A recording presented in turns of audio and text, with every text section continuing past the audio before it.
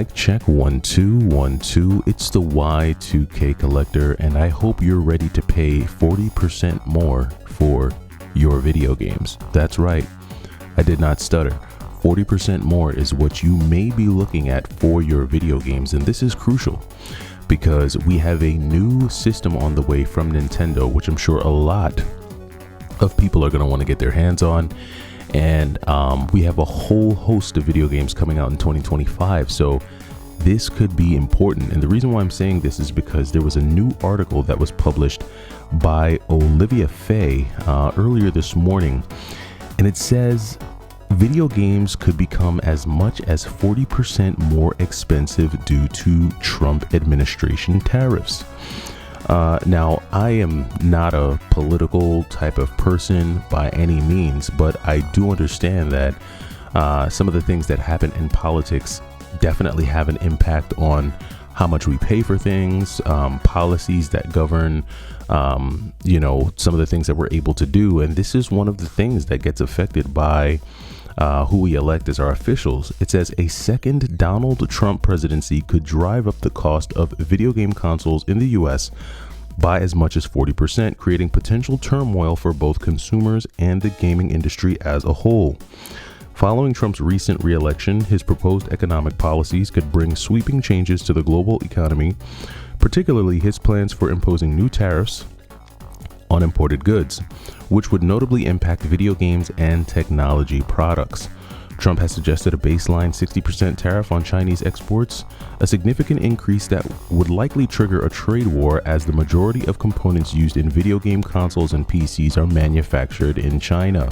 For the video game industry, this tariff would be substantial. Console prices could rise by around 40%, while laptops might see a 46% hike, making game and tech products considerably more expensive. Additionally, Trump has proposed a 10 to 20% tariff on all foreign-made goods, which would drive up prices even if components were sourced from outside China.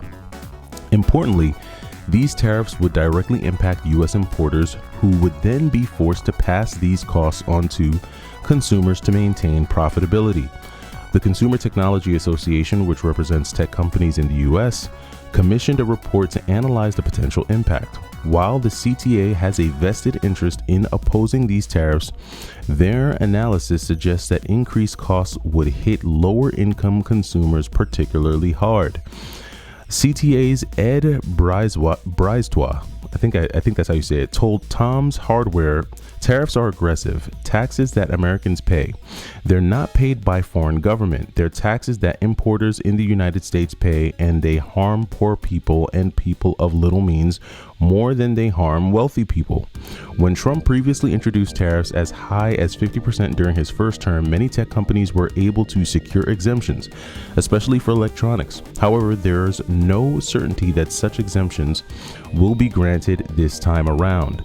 Given the complexity and cost of relocating manufacturing from China to the US, it's unlikely that companies could adapt quickly, leaving higher prices as the probable outcome. If this scenario unfolds, it could severely affect the US gaming market and have ripple effects globally. Manufacturers may increase prices outside the US to compensate for the potential revenue loss domestically, which would impact international consumers as well. This situation poses a particular risk to the anticipated 2024 launch of the Nintendo Switch 2, which may face price surges and limited availability if tariffs are implemented. And so this is exactly what I was talking about at the beginning of the video, how some of these tariffs could impact us at a time when we're supposed to be getting one of the most anticipated video game consoles over the last, over the last 4 to 5 years. I know that everyone was very excited for the PlayStation 5 when it came out, but at the time that the PlayStation 5 came out, there was a lot of controversy with getting it. It was very limited due to, some of the same situations that we were having at the time. We had lockdown, the world was shut down, and so getting your hands on a PS5 was very, very difficult. And so I could see some of the same things happening with the Nintendo Switch 2, to where Tariffs make it so difficult and so expensive to get that, you know, it just becomes another one of those things that is highly sought after, but we cannot get due to some of what's happening now. Now, I will say one of the things that I'm glad about is that Sony decided to release their 30th anniversary consoles before the end of the year, right? So if you have a 30th anniversary PlayStation 5 console on the way, the good thing is that you should be able to get that with no problem, and those have already been paid for. But everything moving forward could see a major price increase, and I mean 40% to me is major, especially when a lot of these consoles are selling at $300 and up. Now, I'm not sure if they've officially announced what the cost of the Switch 2 is going to be. I really don't know. I do know that the OLED, I think, was $350 when it released. So and the OLED hasn't dropped that much. I think they're still selling Switches for $300, and I'm pretty sure the OLED is still going for $350. I don't know if the price on those has dropped anywhere or if you can get them for cheaper, but the last time I checked, those were the prices that I saw for both of those consoles. Now, I'm assuming that if the Switch 2 has more technical features, if it's more supercharged, if it has better processing chips and has a better video card, and it basically is coming up to par with some of its counterparts like the PlayStation consoles and Xbox consoles, and I'm sure that pricing is going to reflect that, right? You're not going to get more technology for less money. If they're putting more technology into the console, if they're beefing it up, that means that consumers are going to have to pay that. So I assume that the Switch 2 is going to come in at least at $400. I'm thinking $399, if not more, maybe $450 for that Switch 2. At least that's what the base price would be. So now if you tack on an additional 40%, you can just do the math from there. And then it becomes a very expensive console. Now, I did read in another article, and this was an article related to Sony and some of Sony's reportings for their third quarter earnings. And Sony is actually saying that their physical sales for both their physical consoles and I think their games actually has helped their bottom line, right? So they're seeing positive growth on the physical side, which kind of tells us that we know that gamers, both hardcore gamers and hardcore collectors and the casual gamer as well, they're still very much into physical, right? They're still out there collecting physical consoles. They still want physical games. It doesn't mean that digital hasn't increased. I think they said they saw a 3% increase in digital sales versus physical. So digital sales are still slowly on the rise. You know, they're still climbing up there, but there is still very much a demand for physical consoles. And myself, like a lot of people, I genuinely think that this might be the last era of the physical. I'm feeling like the PlayStation 5 and the Switch 2, maybe not the Switch 2, maybe Nintendo has a little bit more of a longer runway when it comes to physical.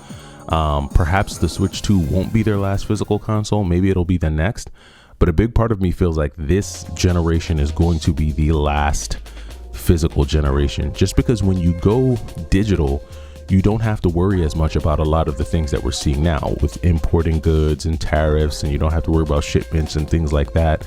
If you can eliminate the cost for shipping, if you can eliminate, you know, all the work that goes into delivering a physical product, you're able to streamline, you know, your process and actually help your bottom line, especially if you're charging the same price for something digital as you would for something physical. So this is all very interesting. I'm sure it's very concerning to those in the gaming community, those in the tech community, period, because this isn't just going to affect video games. It's also going to affect all forms of tech. So I'm interested to know your thoughts. Let me know down in the comments. Do you think now is the time to get as much physical as you can before these tariffs go into play? Do you think that there's any real merit to this reporting?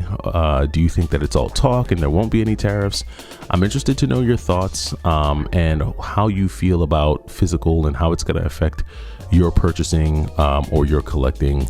Let me know down in the comments below. But that does it for me. It's the Y2K Collector. Hopefully you had a good Saturday, and I will catch you in the next video. Also, I am still working on that first video for the second channel. If you have not subscribed yet, definitely go ahead and subscribe. I'll leave a link in the description. It's the Real Life Dad, talking about a number of issues that men go through, especially dads. We need more dads in society today. We need more fathers in society today. And being a father is tough. Being a dad is tough, just with all the pressures that you have. And I think it's always good to have a safe space to kind of talk and just share ideas and have some conversation. So definitely check out that channel in the link down below, and I will catch you in the next video. It's the Y2K Collector. Take it easy.